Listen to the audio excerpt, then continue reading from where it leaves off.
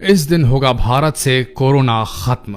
आखिर वो तारीख आ गई है जब भारत को कोरोना से मुक्ति मिल जाएगी। जी हाँ, आपने बिल्कुल सही सुना। भारत से कोरोना के समाप्त होने की तारीख आ चुकी है और ये एक अपने आप में बहुत बड़ी खबर है। एक रिसर्च के अनुसार यह अनुमान लगा लिया गया है कि भारत कब कोरोना मुक्त हो जाएगा। Singapore university of technology and design ने अपने रिसर्च के अनुसार यह अनुमान लगाया है कि भारत में 25 मई तक कोरोना के 97% मरीज ठीक हो जाएंगे। उनका यह अनुमान अब तक के 85 देशों के डेटा को मिलाकर बनाया गया है और उस डेटा में हर देश के मरीज की जानकारी है कि कब उस देश में पहला मरीज मिला, कितने लोग इस वायरस के संक्रमण से ठीक हुए और कितने लोग मारे गए। उनका ये सारा डेटा एक आर्टिफिशियल इंटेलिजेंस के आधार पर आधारित है, यानी कि एक ऐसा कंप्यूटर प्रोग्राम जिसके अंदर आर्टिफिशियल इंटेलिजेंस हो, जो ये सारे डेटा को एक साथ समझकर, इंटरप्रेट करके, उसका एनालिसिस करके, उसका आकलन करके एक प्रेडिक्शन जारी करे। और जब आर्टिफिशियल इंटेलिजेंस में ये सारे डेटा को फीड करके उससे निष्कर्ष मांगा गया, कंक्लूजन माना गया, तो आर्टिफिशियल इंटेलिजेंस इस कंक्लूजन पे आया है कि 25 मई तक लगभग भारत से कोरोना समाप्त हो जाएगा। इस रिपोर्ट में आगे अनुमान लगाया गया है कि भारत में कोरोना 1 अगस्त तक पूरी तरीके से समाप्त हो जाएगा और वहीं पूरी दुनिया से कोरोना को भगाने में 27 नवंबर 2020 तक का वक्त लग सकता है। ये बेहद बड़ी खबर है दोस्तों।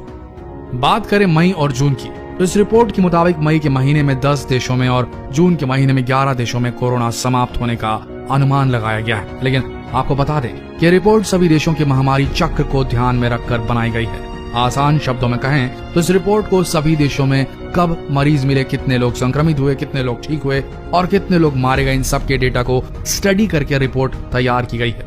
इसलिए रिपोर्ट सिर्फ एक अनुमान है, क्योंकि रिपोर्ट एक स्टडी पर बेस्ड है, या यूं कहें ये एक रिसर्च पर आधारित है। इसलिए इस रिपोर्ट के अनुसार ऐसा हो सकता है या नहीं, आने वाले समय ही बता पाएगा। लेकिन इस रिपोर्ट में एक विशेष बात यह भी है कि जिस देश ने सही तरीके से लॉकडाउन और सोशल डिस्टेंसिंग का पालन किया, उतना ही ज्यादा उस देश में रिकवरी रेट ज्यादा देखने को मिला।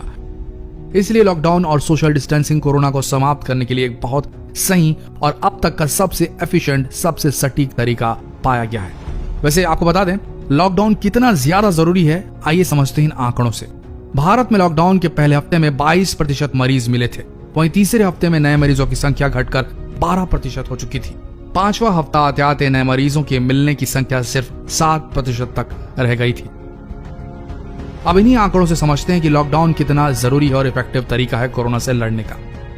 भारत में सही समय पर लॉकडाउन लगा दिया गया था, इसलिए अगर पूरी दुनिया के आंकड़ों से तुलना करें तो भारत में कोरोना के नए मरीज सिर्फ 4% की दर से बढ़ रहे हैं, वहीं अमेरिका में 18% की तेजी से बढ़ रहे हैं और सबसे ज्यादा ब्रिटेन में 28% की दर से नए मरीज पाए जा रहे हैं। और इसी हिसाब से भारत अभी बहुत सुरक्षित स्थान पर बैठा है।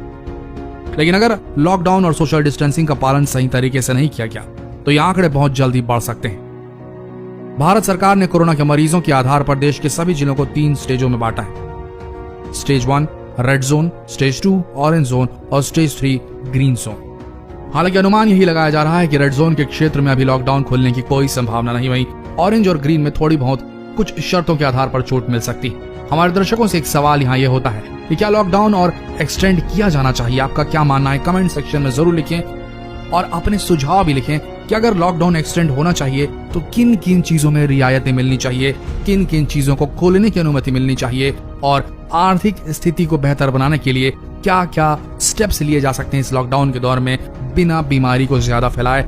आपके जो सुझाव हैं शायद ये सरकार तक पहुंच जाएं और भला हो कुछ देश का। तो मिलते हैं अगले वीडियो में, तब तक के लिए बने रहिए हमारी इस पेज के साथ। अब तक आपने अगर इस पेज को फॉलो नहीं किया तो अभी फॉलो कीजिए। मिलते हैं अगले वीडियो में, तब तक के लिए धन्यवाद।